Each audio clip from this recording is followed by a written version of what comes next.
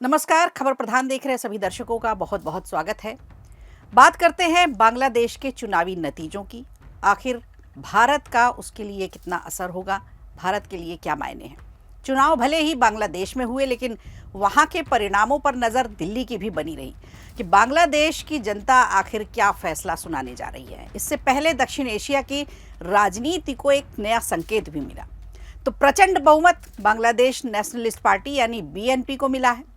Party के नेता तारिक रहमान अब प्रधानमंत्री की कुर्सी संभालने की तैयारी में हैं। इस जीत पर भारत के प्रधानमंत्री नरेंद्र मोदी ने उन्हें बधाई भी भेजी है और ये भी कहा है कि भारत लोकतांत्रिक और प्रगतिशील बांग्लादेश के साथ मिलकर काम करने को तैयार है। अब सवाल यह है कि बीएनपी की जीत और तारिक अनवर के पीएम पद, इन दोनों का भारत और पूरे क्षेत्र के लिए क्या मायने हैं, क्या असर होगा। सबसे पहले समझते हैं, भारत इस जीत को ना तो संकट मान रहा है और ना ही कोई जश्न का मौका। नई दिल्ली इसे एक टेस्ट की तरह देख रही है। भारत की नज़र अब इस बात पर रहेगी कि नई सरकार सुरक्षा सहयोग को लेकर, विदेश नीति को लेकर, आर्थिक साझेदारी के मुद्दों पर किस तरह से अपना रुख अपनाती है, भारत के साथ किस तरह से वो अपना व्यवहार दिखाती है। अगर बीएनपी भरोसेमंद साझेदार साबित होती है तो दोनों देशों के रिश्तों को नई मजबूती देखने को मिलेगी, नए तरह से रिश्ते कायम किए जाएंगे। और दूसरा पहलू सबसे बड़ा ये है कि जनादेश का सम्मान करना भारत की परंपरा रही है। तो भारत ने हमेशा से लोकतांत्रिक प्रक्रिया को प्राथमिकता दी और इस बार भी वही रुख अपनाया है, क्योंकि जनादेश बीएनपी के साथ आया है। पीएम मोदी ने तारिक रहमान को बधाई देते हुए साफ संदेश दिया कि भारत बांग्लादेश की जनता के फैसले का सम्मान करता है और दोनों देशों के बहुआयामी संबंधों को मजबूत करना चाहता है। अब बात करते हैं तीसरे पहलू की। तीसरा पहलू है सुरक्षा और कट्टरपंथ। यानी कि हाल के महीनों में आपने देखा कि बांग्लादेश में कट्टरपंथी ताकतों की किस तरह से सक्रियता बढ़ी है और भारत विरोधी माहौल भी बनाया गया, जो हम सब ने देखा। नई दिल्ली की सबसे बड़ी चिंता जमात इस्लामी को लेकर थी, जिसे भारत अक्सर पाकिस्तान की खुफिया एजेंसी आईएसआई के प्रभाव में मानता आया है। जमात ने चुनाव से पहले कई दलों के साथ गठबंधन भी बनाया था और सत्ता की दौड़ में मजबूत दावेदार भी बन गया था। ऐसे में भारत ने बीएनपी को अपेक्षाकृत नरम और लोकतांत्रिक विकल्प के रूप में देखना शुरू किया।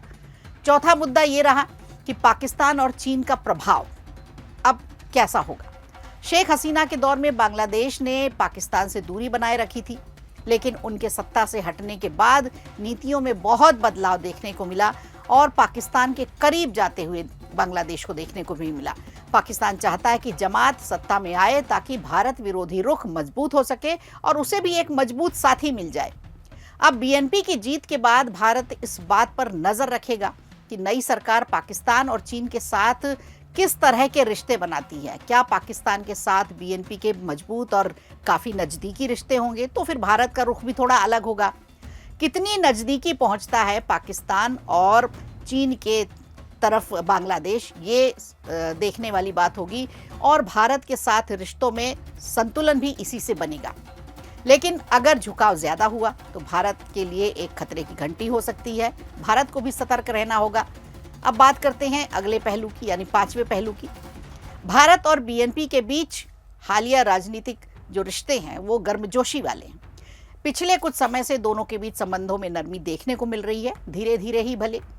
लेकिन खालिदा जिया के स्वास्थ्य को लेकर भारत की चिंता और उनके निधन पर भारतीय विदेश मंत्री का बांग्लादेश जाना इस बदलते समीकरण का साफ साफ संकेत माना जा रहा है। ये दिखाता है कि दोनों पक्ष अब पुराने मतभेदों को भुलाकर आगे बढ़ रहे हैं और नए रिश्ते बनाने की कोशिश में हैं। इसके अलावा छठा संदेश अगर हम देखते हैं, छठे मायने क्या निकलते हैं, छठवां पहलू क्या है इसका, तो वो एक बेहद संवेदनशील मुद्दा है। बांग्लादेश और हिंदू समुदाय की स्थिति, यानी बांग्लादेश में हिंदू समुदाय अल्पसंख्यक की स्थिति में है और अल्पसंख्यकों के साथ पिछले कुछ महीनों से जिस तरह की अराजकता, अत्याचार हुआ है वो सब ने, पूरी दुनिया ने देखा। हाल के दिनों में हिंसा हुई, लिंचिंग की घटनाओं से भारत की भी चिंता बढ़ी। बीएनपी ने इन घटनाओं की आलोचना जरूर की, जिससे वहां के हिंदुओं को कुछ हद तक राहत लगी और उनसे एक उम्मीद भी जताई गई। नई सरकार से उम्मीद ये है कि वहां के सभी नागरिकों को बराबरी का अधिकार मिले, सुरक्षा की दिशा में भी काम किया जाए ताकि उनको सुरक्षा भी मिले। अब पाकिस्तान की प्रतिक्रिया पर भी नजर डालते हैं कि आखिर बीएनपी की जीत पर पाकिस्तान क्या रुख अपना रहा है।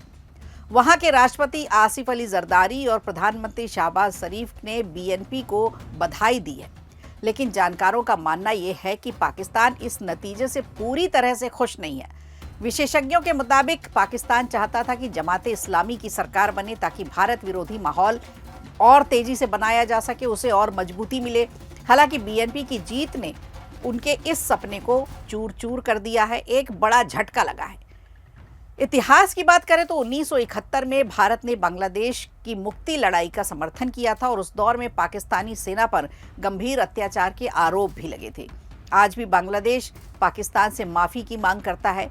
वहीं जमाते इस्लामी की बात करें तो उस समय पाकिस्तान का उसने साथ दिया था, जिसे बांग्लादेश की जनता आज तक भूल नहीं पाई है।